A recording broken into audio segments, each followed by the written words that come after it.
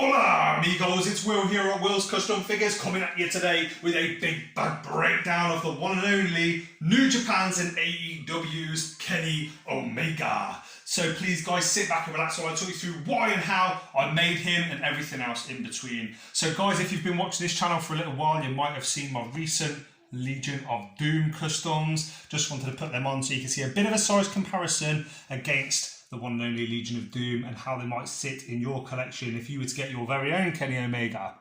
Now, I have also made another version of this Kenny Omega recently. You may have seen him, and he had the Sphinx mask on from his awesome rivalry with Okada in New Japan, and he also had a gun that came with it as well. So this is a slight deviation from that, different hands on there, and no mask, no gun. However, still very impressive. I'm hoping that you guys will say the same. So I'm just going to show you and talk you through some of the details. If you haven't seen my previous video, please check it out.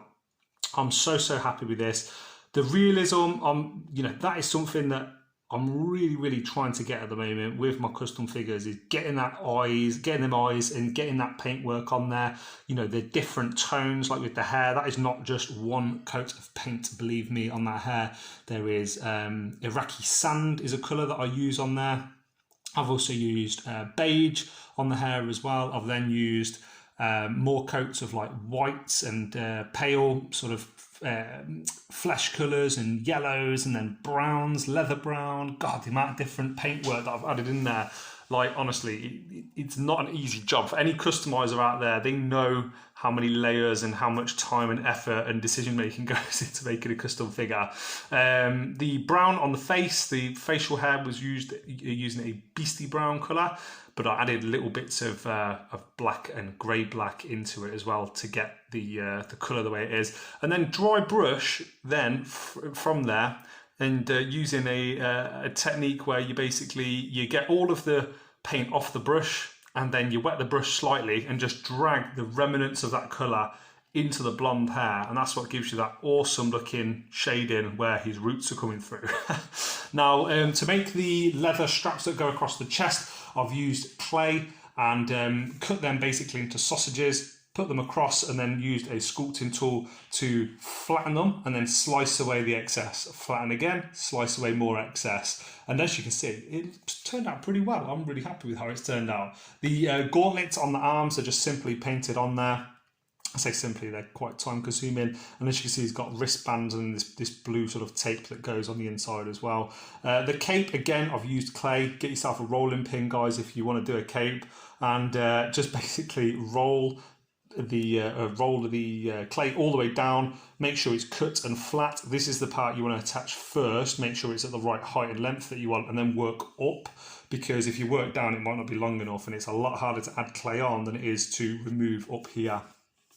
Now, just spinning around the paintwork, I used I think it's called electric blue for that, and I'm really pleased with how awesome the gold and the blue pop together. The design is quite hard to find online from pictures, so you kind of have to look at YouTube videos and pause and stop and rewind and fast forward and repeat, basically, to try and find all the different angles and colours and things that are on there. But I noticed he's got a couple of bout buckles at the tops and at the middle as well as this awesome looking stitching down the side.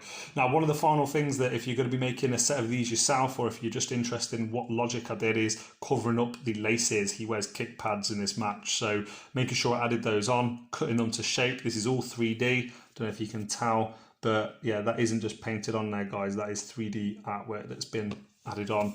And this is your finished custom Kenny Omega figure, guys. It still articulates, but like with any custom figure, the more you articulate it, the more the paint may rub.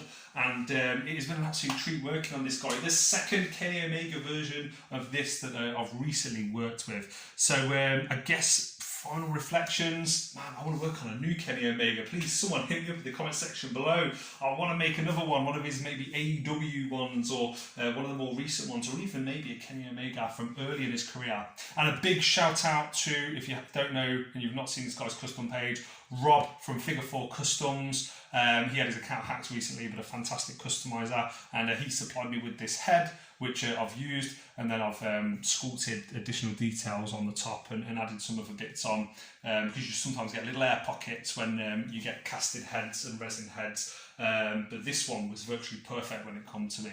So please guys, comment, like, subscribe, let me know in the comment section below if you want one or if you want some advice on how to make your own one. Follow me on Facebook, Instagram, and if you've been watching for nearly 5.5 minutes on YouTube, thank you so much for the support that you give me. I really, really appreciate it. From myself, from the one and only man, the cleaner himself, Kenny Omega. It has been a treat spending this time with you. I'll catch you on the next one. Adios.